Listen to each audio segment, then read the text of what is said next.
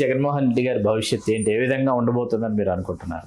So మనం చూసిన ఇప్పుడు మన ఓట్ పర్సంటేజ్ తీసుకుంటే ఓటమి చూస్తే కేవలం 11 సీట్లతో ఆగిపోయారు.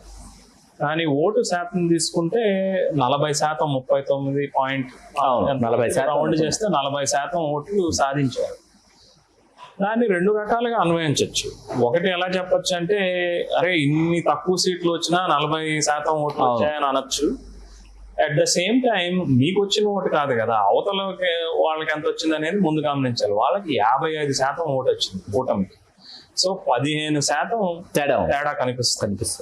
సో మనం మూడో ప్రత్యామ్నాయం గురించి మనం ఎంత చర్చించుకున్నాను, కనుచూపు మేరలో మనకు కనపడట్లేదు అనేది మనం వాస్తవం గ్రహిస్తే, సరే నెక్స్ట్ 5 years కూడా ఇవే ఫోర్సెస్ ప్లేలో ఉన్నాయనుకోండి, ఈయనకి 15% ఈయన ఈ గ్యాప్ ని బ్రిడ్జ్ చేయాలి.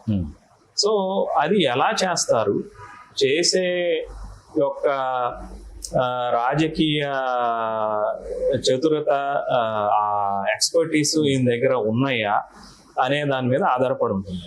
ప్రస్తుతానికైతే మనకేం కనిపిస్తుందంటే ఆయనలో ఇంకా కూడా కొంత యారగెన్స్ కనిపిస్తుంది. ఎందుకు అని అంటే, నేను ఇందాక చెప్పిన కారణాలు, ఏదైతే సోషల్ అలయన్స్ బిల్డింగ్ లో ఆయన ఎక్కడైతే ఫెయిల్ అయ్యారో, మీడియా నెరేటివ్ ని కౌంటర్ చేయడంలో ఫెయిల్ అయ్యారు, ఘోరంగా ఫెయిల్ అయ్యారు.